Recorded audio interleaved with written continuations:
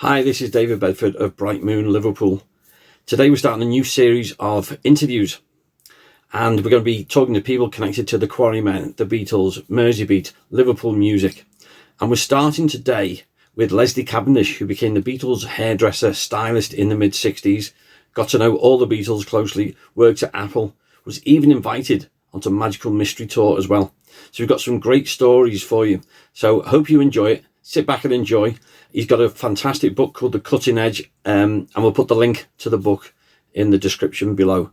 Don't forget to like this, subscribe if you can. It just encourages us as well. This is my chance to talk to Leslie Cavendish. Okay, Leslie, so tell me, how did you become the Beatles hairdresser? Well, David, thank you for that question. It's a question I have not heard before, but no, of course. This was all to do with my apprenticeship at Vidal Sassoon, which is at the time the most fashionable place to belong to, which was in Bond Street Salon in London. When I was 15, I left school. I used to go into the salon there, and I would see lots of people, famous people, with wet hair, and didn't know who they really were. So there'd be Shirley Bassey, there would be Lulu, there'd be Cilla Black and people, and I used to think, well, I'm sure I know those people. And other friends of mine, colleagues, they were washing their hair. I'd be washing hair of someone who I said to this woman, why are you in London? And she said, oh, I'm here with my sister. And as I'm talking, I said, oh, you staying local? She said, yes, at Buckingham Palace. And I said, oh. And she went back, and I said to the stylist, I said, she's staying at Buckingham Palace. She said, yes, she's Princess Radziwill, Jackie Kennedy's sister. So what the point being is that until that person became a lovely, beautiful, styled woman with her hair and makeup, you suddenly see this famous person in front of you. So during the course of my apprenticeship, one of the guys I used to work with was a guy called Roger Thompson, who used to do Jane Asher's hair. And Jane had really long hair down to her waist, very thick, so I used to wash it. I used to blow dry it. One of the rules was that Vidal always taught us, which was great, always remember that they were a client, so don't ask them about anything unless they want to talk. Now, we all knew that Jane Asher was Paul's girlfriend. She was going out with a Beatle, so we never sort of said to her, Jane, how's Paul, whatever. And she ever said that to you, but she never did. She was very discreet. I then became a stylist. I got to know how to do Jane's hair. This guy, Roger Thompson, who was the artistic director of Sassoon's, was the slowest hairdresser ever. And so we start at 8:30, and his 8:30 would be okay, but his 9 o'clock would be 9:30, 10:30, went on forever. And Jane used to come in between everything, not to have a haircut, and say, the receptionist, Roger, can you do Jane's head? If someone washed it, could you just blow dry it, whatever? And he said, okay. But every time she came in, he said, I'm too busy.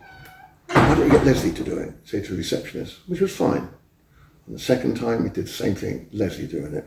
But this time, I'm not washing it, I'm actually blow drying it and even slipping a little bit of a fringe. On the third time, she got she was a bit upset because number one is she's a nice lady. Number two is she's a good client. And number three is it wouldn't take long to fit her in. So on the third occasion, the receptionist said, look, Jane's not very happy, can you fit her in? I said, of course I can. It was 11:30 on Saturday morning, and got someone to wash it. I started drying it, did a little bit of a fringe. I was off to the football in the afternoon, and then she just said to me, oh, I said, how's that, Jane? Showed her the back mirror, everything's fine. And said, what are you doing this afternoon? And I sort of quickly went, what does she mean by that? I said, why is that, Jane? I didn't say I was going to football. And I said, why is that? She said, classic. Have you got time to cut my boyfriend's hair? And I said, of course I've got time to cut your boyfriend's hair, Jane. No mention of Paul, nothing. So she wrote down, and I said, what time would it suit you? I would have gone straight away. And I worked it out that my team of Queen's Park Rangers, forever my sins, in West London, from West London, Shepherd's Bush to St John's Wood, would take me 40 minutes. I said, about 5:45. So she went, okay, That's fine. I thought, oh, I don't believe this.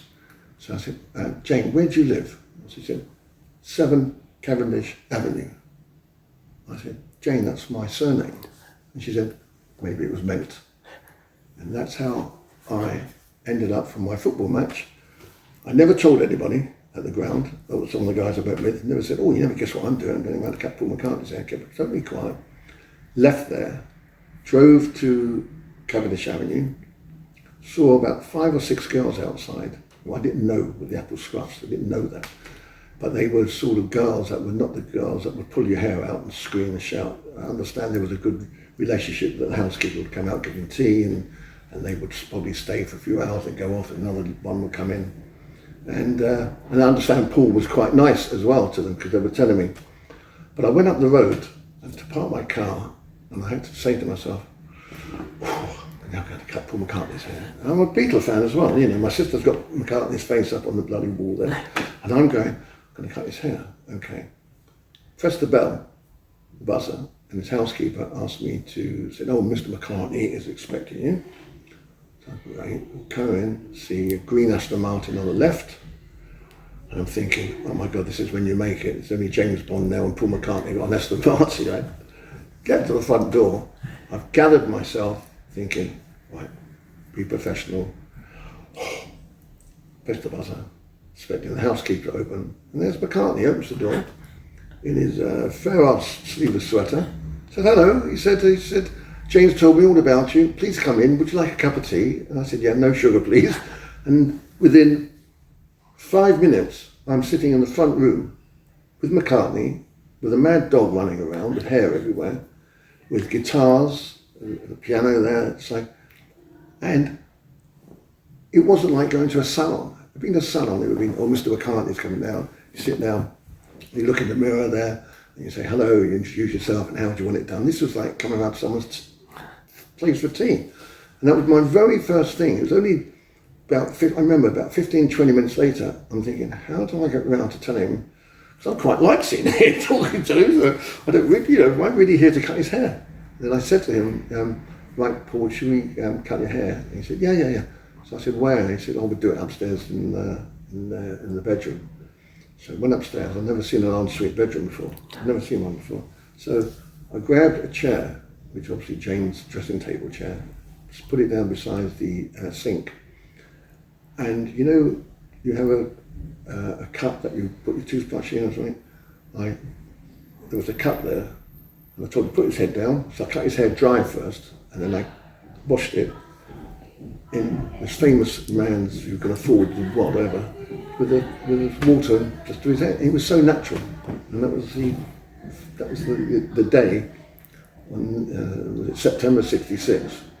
I've actually got the date because QPR played Sheffield United that day and we won 3-1 and then research, so I know the exact date it is. It was supposed to be the reborn Paul McCartney who was dead, right? So, but that was how I got to cut his hair. So obviously then that became a regular thing. So did you ever, were there any sort of rules, like you said, you know, you don't start the conversation with a client like that? Was it always, did Paul always lead the conversation, or did you ask questions, or how was it? A hairdresser is difficult, you know, to not say anything, right? You know, the obvious question for me with doing men's hair, right? I used to do women's hair, I used to really enjoy it, and it was, you know, you can get quite into a woman by saying you could flatter, because if she asked you to do a hairstyle that doesn't suit her, you have to take it and say, actually, madam, I don't think that will flatter you. Why don't we do it that way? Now, a woman wants to look the best she can look, okay? So she will trust you, right? Can't really do that with a guy, you know. Guy's not really, he's not a poser, really, you know.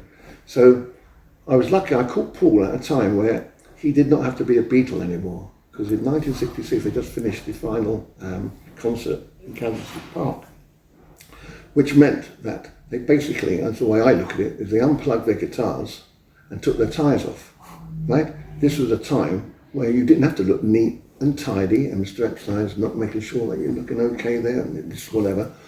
So I caught him when he was sitting at home, basically having a complete break and being McCartney. And that happened to all the other Beatles as well, because this tight little band group, suddenly it was like a branch of a tree. Suddenly there's John, there's Paul, there's George, and there's Ringo. It couldn't happen in the Beatles. It was always Lennon, McCartney, George coming in with his music. So it was like a branch of a tree there. So when I met McCartney, he was unshaven.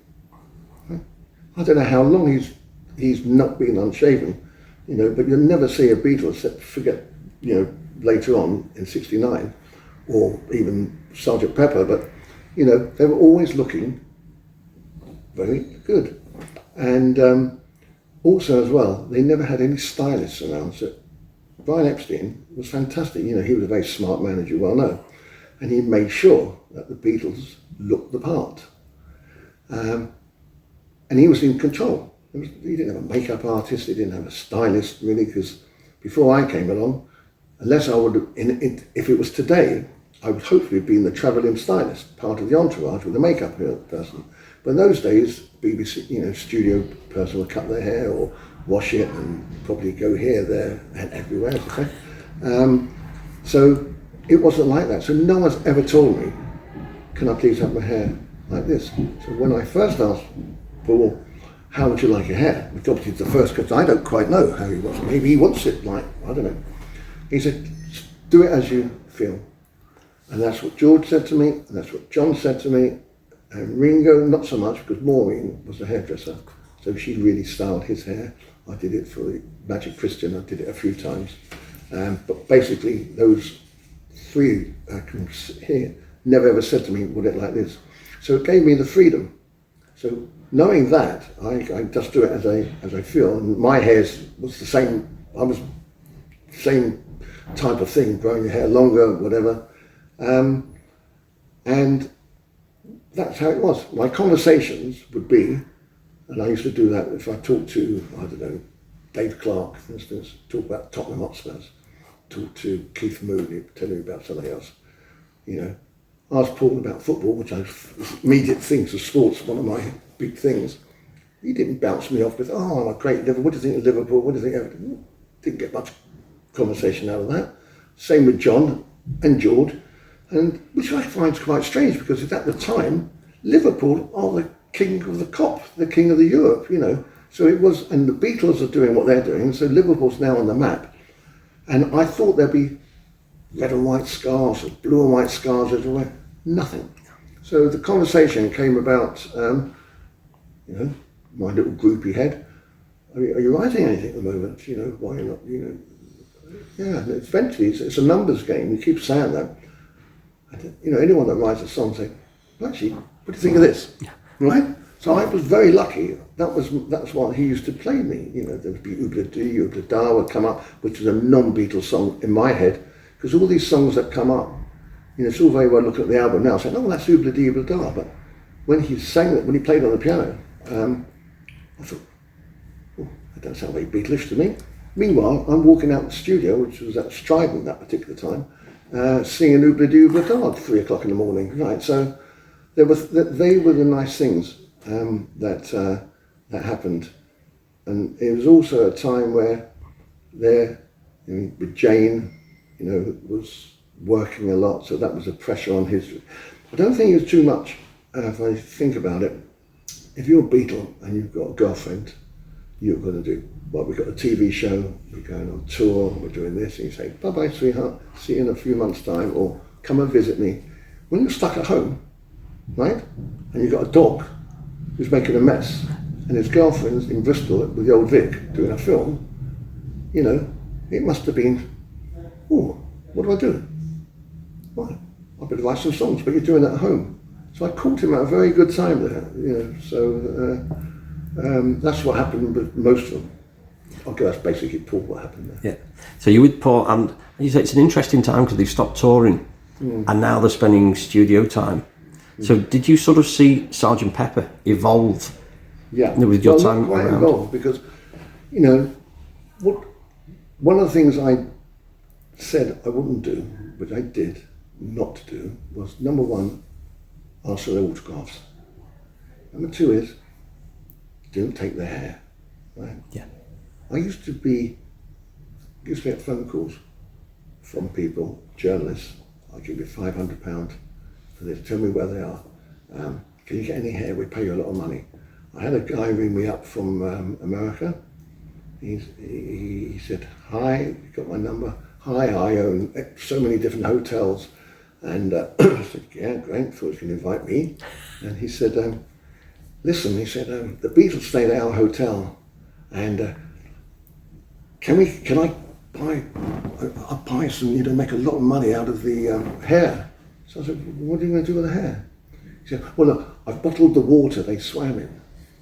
And I put the phone down. So there was loads of temptation. If I could have been a one-off, one-hit wonder, yeah, you could have just sold out. But I decided not to do that. But what I wanted to really do was to watch the Beatles record. That to me was the jackpot. If I could sit and watch and keep quiet in the corner at the EMI, it would be a blessing. Could have tried in the studios, sit there, never told anybody it was, and I was Paul. I said, Paul, is there any chance of me watching you record? And he said, I don't think I pounded him with it. Again, the right time, he said, yeah, I'll talk to Mel Evans about it, we'll sort it for you. Okay, see Mel Evans. Mel, has Paul sorted it for you? What's that, Leslie? I said, well, he said I can go to the studio and watch. And I said, you can ask Paul, because he did say that. Now, I didn't say it happened straight away, but I must have said to Mel, is it okay to come down? Because I know that Beatles recorded 8 o'clock at night till early hours of the morning. And he said, yeah, you come down. I go there. I turn up at EMI Studios. I keep saying EMI for people who don't know that it's Abbey Road after that. Saw the security guy there. He said to me, like a million other people, I said, I've come to see Paul McCartney. And he went, oh yeah. I said, well, I'm going in as a guest. He said, yeah, mate, yeah. So I said, honestly, go, they have a road manager there called, do you know Mel Evans? He said, yes. So we go and ask Mr. Evans, saying Leslie Cavendish is here. And I'm thinking, oh, please don't say that. Next thing I know, Mel's come out. So he said, okay, he escorted me in, went into the studio. There was Jeff Emmerich and George Martin. I think there was someone else there as well. And I sat in the corner. I literally sat in the corner like it. And I used to watch them because they had, they had 4-track. So you had Ringo in his booth. Paul was on the right. John was there, and George. And they were just rehearsing. They weren't recording. They were rehearsing. And I can hear George Martin sort of shouting down, through the microphone there to do this and that. What do you mean, George? And I'm a little fly on the wall there, just listening to what's going on. Then this was in Studio 2, and then that was on one occasion. I really don't know what they were rehearsing. Got no idea, but they were certainly doing something there. And another occasion when there was an orchestra, big orchestra there, and Paul was there, and they were discussing whatever they were discussing. Ended up being Day in the Life, which I didn't know until afterwards, right? Thinking, what's a Royal Philharmonic Orchestra doing there? And it's interesting to see it when it comes out. I say to myself, that was Day in the Life. I remember that. It was a day when that happened. So they were my perks, which was nice. Watching George Harrison, was actually Peter Asher, it was George that said to me, I've got this guy, Jackie Lomax, played with his song, Jackie, a lovely guy.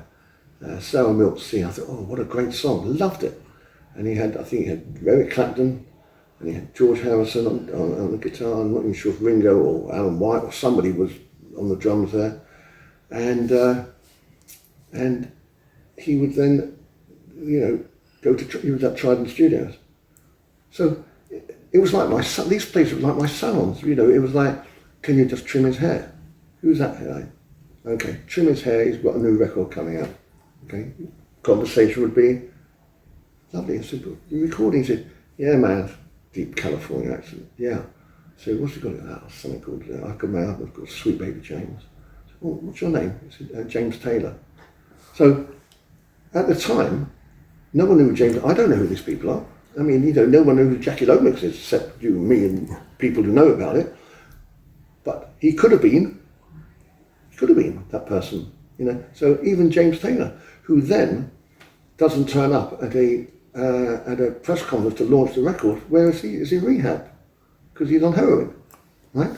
You never know what. So, you know, you don't even know if he would have made it, but he did. So it was exciting. It was exciting. Of course, we got into Sgt. Pepper, but then after that, obviously, there's the death of Brian Epstein, which was a massive shock. Did that ever come up in conversation with any of the Beatles? It came up because of myself. It was 2 weeks later, I was asked to, at Paul's house, just said to me, I was over at Paul's house and I was thinking to myself, oh my God, I've got to say, you know, 2 weeks before that, Brian had died and everything. They come back from India, was it, or from Wales? Yeah, Bangor. Yeah, Bangor. And they came back, and I saw Paul there. And my immediate thing would be like anybody, you know, I'm really sorry to hear whatever. And I said to him, I said, I'm really sorry to hear Brian's death. And he said, yes, it's terrible. It's really a shock to us. And that's how he said it. Now, they must have thought about this, whether they talked to Brian about it, whether he talked to the other Beatles about it. And he then says to me, what are you doing? Not straight after that literal thing, you know, but what are you doing in 2 weeks' time? And I said, why is that? He said, well, we're going on a coach journey, the four of us, and we're heading down towards the south of England. Would you like to come? Be part of the crew, and you could do our hair at the same time. And I'm listening to him. He said, yes, it's a coach trip, you know, all going on. We've got a little script there. And I said, yes, you know, straight away. So it amazed me that was just with Paul. That happened in Allsop Place. I was told to meet Paul there. And because Paul lived in London, we had to go and pick the other three up down in Virginia Water. So it would be the very first time, literally being under one roof, it had to be a coach roof, that I was with the four Beatles, right? In a confined space. Well, there were 43 of us on the coach. That includes the four Beatles, and includes the driver. And I thought, well, this is going to be fascinating how this works. And it was quite amazing actually, because I could see Paul was the instigator. I called him the composer of the Beatles. It was him that wanted it. It was his project, I think. George and John used to sit next to each other a lot on the coach there. They weren't they must have, I don't know if they wanted to go or not, or they were in mourning, or maybe not. If they were in mourning, they wouldn't have gone. There were three of them. Ringo's jumping around screaming with Aunt Jess. So, you know, if he was in mourning, he was certainly back in his head there. I think that's just the way the Beatles were, you know.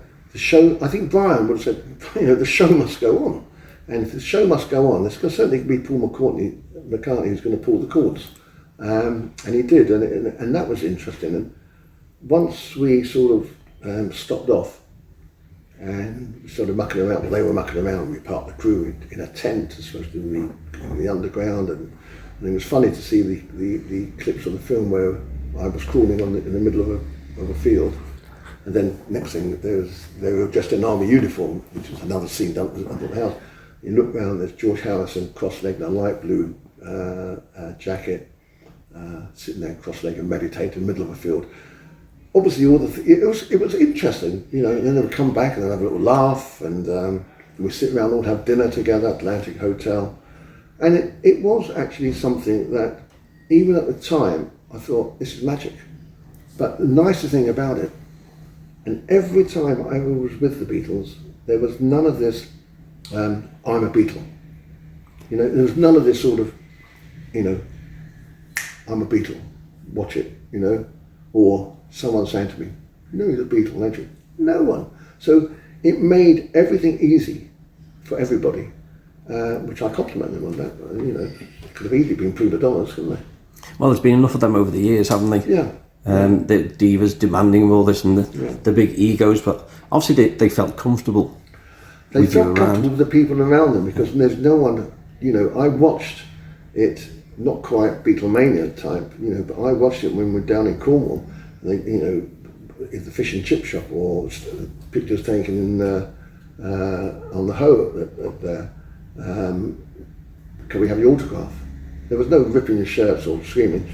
And I watched him do that the whole time. Fantastic. Waiters, were coming. There's Atlantic Hotel menus with John, George, Paul and Ringo to Mario, or something mad, There was that sort of, but that was nice. But there was no one within the crew would be doing that. And I guarantee you'd be out. Especially you would see, not everything goes hunky-dory, right? Within any relationships, and it's dead easy to spill the beans about, it's like a lover's tiff, but you put that tiff in the newspaper, they're splitting up because they're the lover's tiff, but if you don't say anything, so why should you say anything, so yes, I saw quite a bit of that, but it was nothing sort of vicious. So you ended up working under the Apple umbrella as well? Yeah, it was an interesting time because there were people like Guy I met in the Magical Mystery Tour, Magic Alex, who I didn't really get on with that well. I don't think a lot of other people did. But anyway, he had this sort of Apple Electronics. And then you had Dennis O'Dell, who was in charge of the Apple films. He asked me to do Ringo's hair and asked me to go down to the studio to do a film called Magic Christian. Had to tell me that Raquel Welch is starring with Peter Sellers. I thought, I'll go down for Raquel Welch. But Ringo's hair I did. And then that was part of Apple Films. Then they had Apple Tailoring, which was the clothes side of life. They opened up a shop in Baker Street, but they got the Fool to design the beautiful clothes, beautiful silk clothes. Unfortunately, it cost a fortune, and I don't really know who could afford it. There was a lot of stealing going on at the shop as well, just to say that they had Beatle merchandise. But they had a guy in King's Road who was a guy called John Criddle, and he had a great shop called Dandy Fashions, and he used to work at Hung On You.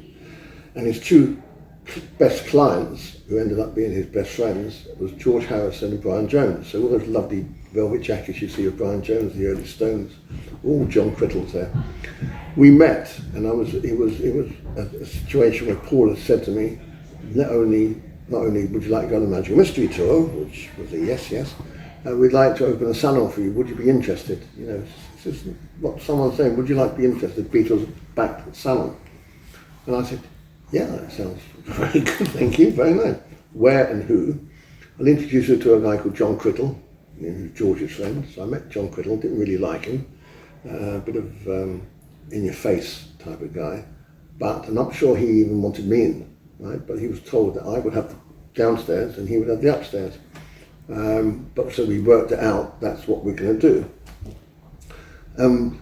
He had everybody come in there, Britt Eklund come in with Rod Stewart, and I had the salon down there, and the Beatles never came there except for George Harrison, was the only one who actually came into the salon, because I used to do Paul's at his house, I did John at the Savile Row. Ringo didn't go to his house, did it at the film studio, but Maureen was doing basically it. But George, when he came in from town, and they lived down in Virginia Water, to go up to the offices, which was originally, we had one in Wigmore Street originally, and then Apple and Savile Row. I was like the halfway house, or less than halfway house, it was only 10 minutes from King's Road to Savile Row. And he used to come in, and I used to get a phone call from his chauffeur, his PA, said George would be there, so I made sure no one was there, it's okay. Again, never told anybody when and who was coming in. And he used to come in, he was great, he used to turn the light, put a bit of music on. We had these faux lights there. I remember we had somebody, if somebody couldn't afford their hair, I used to get people come in who couldn't afford to pay. So one guy did a painting for me, which I've still got to this day, of my fingerprints with these stars. One guy did this abstract mad painting, electronic, that I plugged into the wall and all these faux lights would come out. And one guy who also couldn't afford to pay it, and I said to him, I'll do your hair if you sit outside the salon with an acoustic guitar and play songs, right? And he did that. I got no idea who that guy was, right? He could be the most famous guy. I said, do you know years ago, a guy came in, had my hair cut, never did happen, but it could have been. So I had things like that. So I had this thing. George turn the lights down. George was very quiet. He was like meditating, quiet. He used to love hair. It's something really nice about having your hair washed, hair dried, and putting your hair through someone's hair. It's relaxing. So George used to do that, and he used to often go to Abbey Road there. But an interesting thing that happened, they used to get all these people come down, and Jimi Hendrix came down with John Crittall, and he was doing a tour, Hendrix, and I could see, I wasn't busy, so I was listening. I got introduced to, this is Leslie. But this is Leslie. I was there, it was private really. And I'm listening there, and John said to him, right, well, do this velvet jacket. He was measuring him there, do this. And he picked a colour out, so I think it was purple. Let's just say it was purple. But downstairs, from the 3 walls, was all these layers of different cloths, colours of velvet. And it was just piles and piles, must have been 50, all different colours of velvet material. And when he finished, he said, is that okay? He said, yeah. He said, okay, which colour do you want? At all. And Hendrix went, I'll have them all. And that's how Jimi Hendrix has all these hundreds, you see these hundreds of velvet jackets around. He just, I'll have them all. So he made them in all these colours there. Little stories like that you see, it's just it's like having like being a fly on a wall on certain things.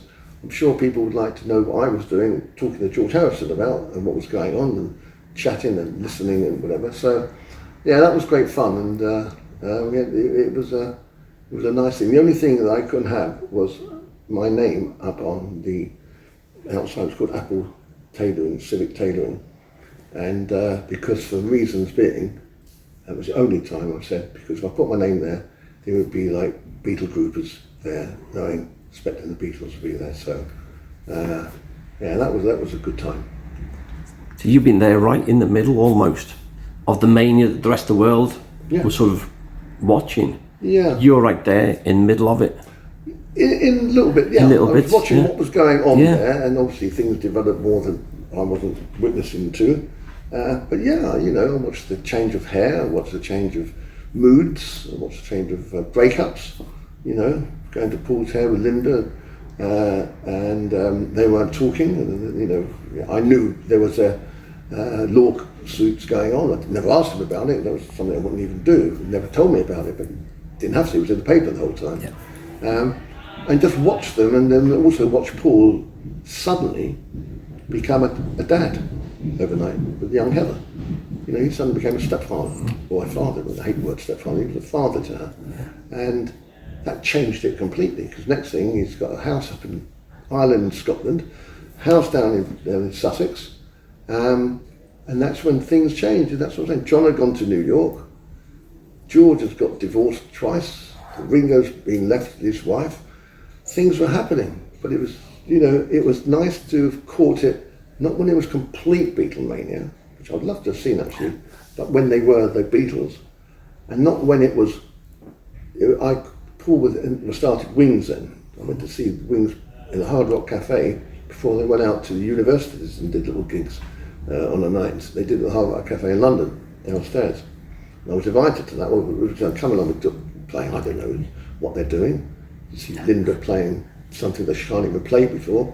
But there was Paul, and next thing they got Wings with loads of hits, That was great to witness, that little period. So my little period of late 66 until 1970 was a great little period for me, because that was when I was around. Yeah. What happened after that was someone else's period. What happened before that was someone else's period, and that was that.